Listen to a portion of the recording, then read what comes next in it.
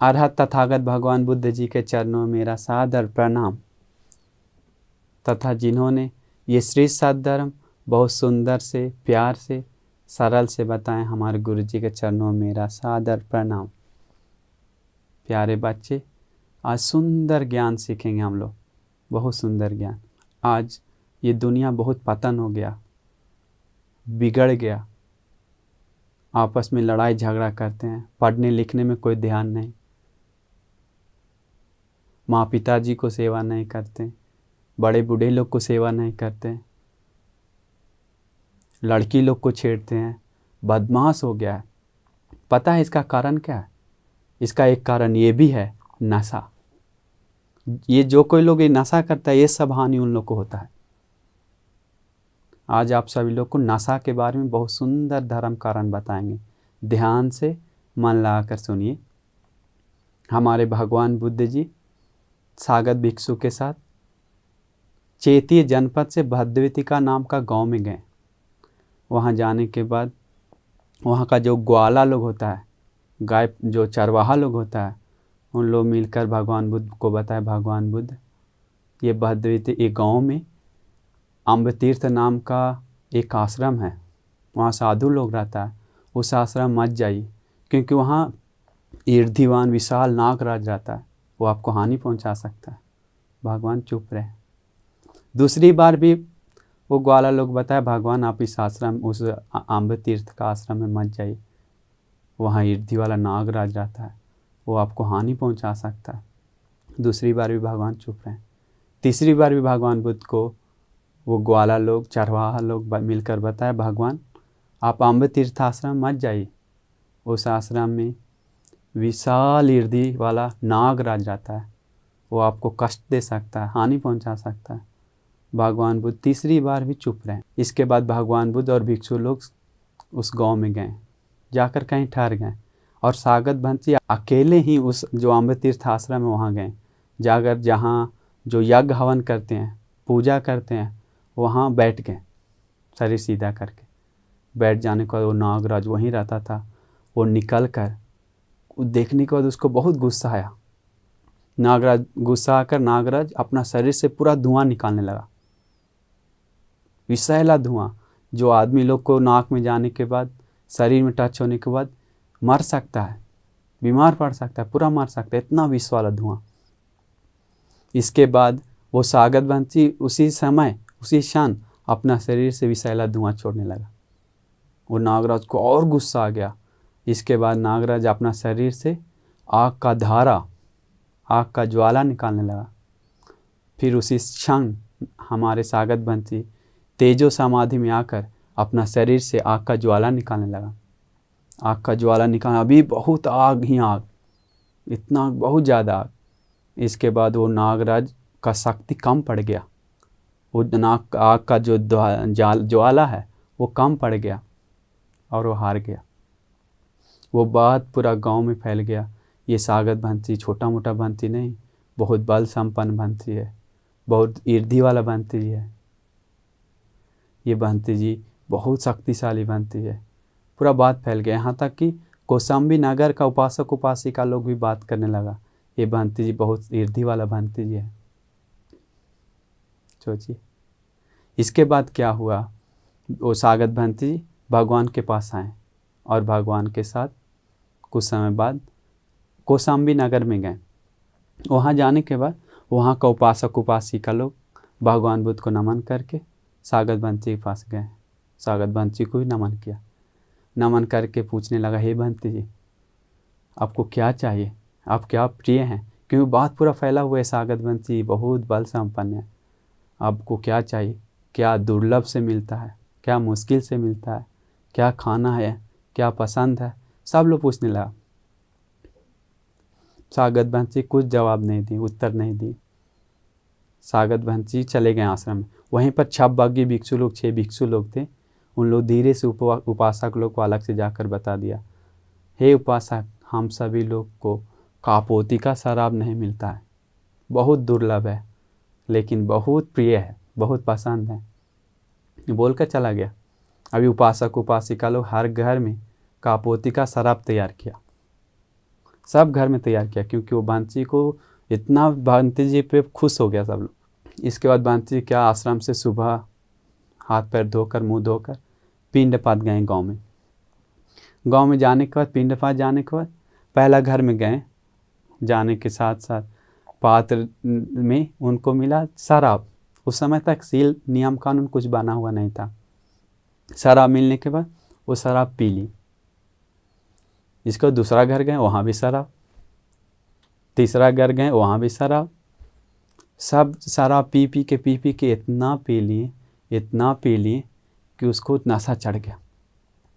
उसको कुछ दिख नहीं रहा है, अभी कहाँ है, क्या कर रहे हैं, पूरा चक्कर लग रहा है उनको। और वो बहंती नगर का जो द्वार है वहाँ पर गिर गया। अभी ज़मीन में धूल पे गिरा हुआ है। इसके बाद भगवान बुद्ध भिक्षु संघ के साथ जब नगर द्वार से जाते समय देखा भिक्षु गिरा हुआ, सागत भिक्षु। बताया भिक्षु, ये सागत भिक्षु को उठा कर लेकर आओ।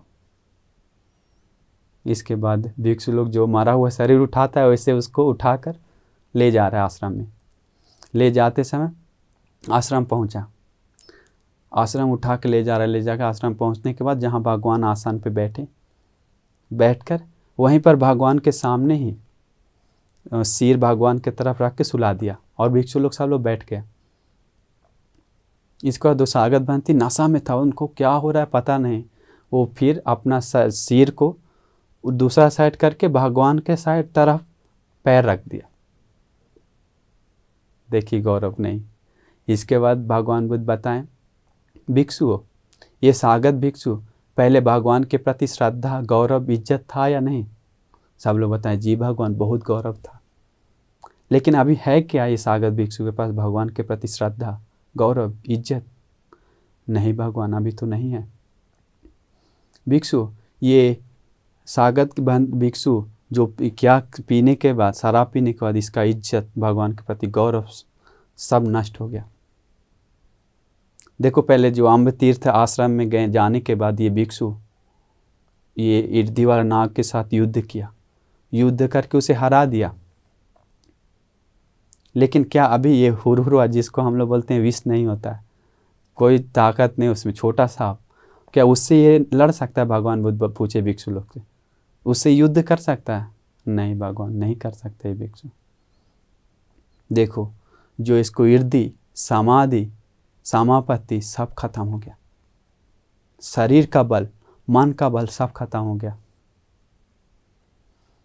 तथा ये गुण धर्म बढ़ाने का जरिया सब खत्म हो गया।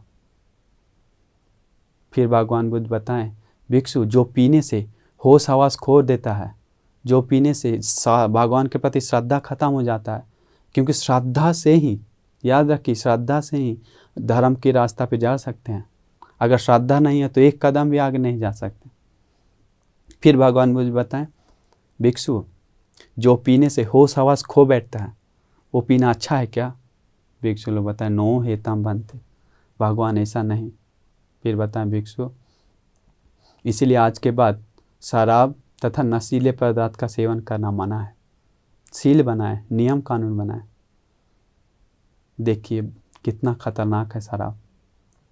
शराब पीने के बाद वो उसको भगवान के प्रति सिर्फ नहीं, माँ पिताजी के प्रति, जो अगर बच्चा है तो लड़का है तो लड़की है तो जो पीता है शराब उसके माँ पिताजी के प्रति गौरव नहीं है, इज्जत नहीं है, सत्कार नहीं है, सम्मान नहीं है। इसके बाद बड़े बूढ़े लोग को कोई कुछ समझता नहीं है, लड़ाई झगड़ा करता है। कभी कभी भगवान बुद्ध को डांट कर, धर्म को डांट कर और उपवाद भी कर सकता है। शराब पीने का उसको पता नहीं चलता। इसके बाद वो माफ़ी नहीं मांगा तो उसे जन्मों जन्म तक सत्य धर्म नहीं मिलता है। सत्पुरुष का संगत नहीं होता, पापी लोग से का संगत होता है। देखिए कितना खतरनाक है शराब।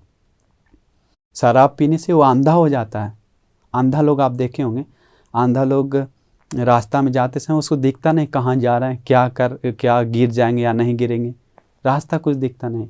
वो ऐसा ही शराब पीने के बाद वो क्या कर रहा है, क्या नहीं कर रहा है, क्या करना अच्छा है, क्या करना बुरा है, क्या करने से पाप मिलता है, क्या करने से पुण्य मिलता है, क्या करना चाहिए क्या नहीं करना चाहिए, उसे कुछ पता नहीं। शराब पीकर आप लोग देखे होंगे, अपना घर ही देखिए कितना क्या होता है। शराब पी के लड़ाई झगड़ा करता है, हत्या करता है, चोरी करता है, व्यभिचार करता है, झूठ बोलता है, नशा करता है, चुगली करता है, गाली देता है, क्या नहीं करता है। शराब पीने के बाद बहुत कुछ करता है। अपना घर ही देखिए, हमारे घर में कोई हमको याद आ गया, अभी फूफा जी थे, वो बचपन उस समय हम बच्चा थे, वो शराब पीने के बाद आने के बाद पूरा चिल्लाता था, सिर पर दीवार पे पीटता था, इसके बाद पत्नी को मारता था, इसके बाद दादी को कुछ नहीं समझता था, एक एक को मजाक उड़ाता था, बोलता था। इसके बाद और विशेष क्या है, रात में सोने से पहले पूरा उल्टी करके सोता था। देखिए, अपना भी हित नहीं, दूसरा का भी हित नहीं, दोनों हानि। शराब पीना बहुत खतरनाक है, बहुत खतरनाक, क्योंकि उसको बहुत पाप होता है। शराब पीने वाला लोग वो कभी कभी शराब पीने के बाद हत्या करता है, गोली मारता है, हाथ पैर काटता है, कितना सुनने को मिलता है न्यूज़ में। शराब पीने के बाद दोस्त के घर शराब पीने जाकर उस दोस्त का दुकान लूट के चला गया। एक दिन हम सुनने में आया हमको, एक दोस्त 2 दोस्त को शराब पीने के लिए बोला है। वो शराब पीने के लिए घर आया, उसका शराब पीकर उसी का पत्नी के साथ गलत काम करके भाग गया। देखिए, और वैसा ही एक और घटना, दोस्त लोग को बुलाया शराब पीने के लिए, और वो आदमी के साथ शराब पीकर रात में उसी का बेटी के साथ दूसरा घटना गलत काम करके भाग गया। वैसे कितना घटना घटता है, दिन भर घटना वैसा है। समाचार में आप देखिए, आप तो उसी समाज में रहते हैं, आपको पता होगा। बहुत पतन हो गया है समाज। माँ बेटी को नहीं समझता है, भाई बहन को नहीं समझता है, सबके साथ गलत करता है। इस शराब पीने के बाद अंधा हो जाता है, उसे पुण्य पाप का पता नहीं। शराब इतना खतरनाक है, इसीलिए आप सभी लोग शराब मत पीजिए। शराब सिर्फ नहीं, नशीले शराब, गांजा, सिगरेट, बीड़ी, इसके बाद हीरोइन, आजकल तो आ गया, हम सुनने में इंजेक्शन भी है जो लेने के बाद नशा आ जाता है। टैबलेट है, कैप्सूल है, ये सब लेने से नशा आ जाता है। ये सब नशा में आता है। वो लेने के बाद क्या होता है, वो उसको दूसरा दुनिया में चला जाता है। उसके पास चेतना है लेकिन बुद्धि नहीं है, बुद्धि खो देता है, बुद्धि खो बैठता है। इसके बाद उसको समझ में नहीं आता है वो क्या कर रहा है, क्या नहीं कर रहा है। शरीर से करने पे उसको पाप मिलता है, वाणी से बोलने से पाप मिलता है, उसका बुद्धि भ्रष्ट हो जाता है शराब पीने के बाद। इसके बाद शराब पीने के बाद, अभी तो आजकल सबसे ज़्यादा दुनिया में अपराध करने वाला शराब पीने वाला ही है। शराब जो टैप खोलने के बाद पानी जैसे गिरता है, वैसा ही शराब पीने के बाद उसके शरीर मनवाने से लगातार पाप होते रहता है। इतना खतरनाक है शराब पीना। हमारे भगवान बुद्ध जी बताएं, जो कोई लोग शराब पीता है उसे मर जाने के बाद नरक जाना पड़ेगा, या जानवर बनना पड़ेगा। भूत प्रेत लोग को 4 अपाय जाना पड़ता है। मनुष्य लोक में आया तो कम से कम विपाक के रूप में उसे मिलता है। छोटा छोटा कारण पे वो पागल हो जाता है, छोटा सा कारण पे पागल हो जाता है, या भाई बीमार पड़ने पे, पत्नी बीमार पड़ने पे, पत्नी छोड़ कर जाने पे, ये छोटा कारण पे बचपन में कभी कभी पागल हो जाता है। देखे होंगे बहुत सारा पागल हो, इसका ये पिछले जन्म में शराब पिया है वो। इसलिए आप शराब मत पीजिए। शराब से कितना हानि है, खुद का हानि है, दूसरे को हानि है, शरीर को बीमार पड़ता है, कितना हानि है। इसलिए आप लोग शराब मत पीजिए, शराब को छोड़ दीजिए। इससे ज़्यादा अच्छा है कि जहर पी लीजिए, क्योंकि जहर पीने से उससे मर जाएंगे आप, या मरने जैसा दुख भोगेंगे, लेकिन नरक नहीं जाएंगे। लेकिन शराब पीने के बाद नरक जा सकते हैं।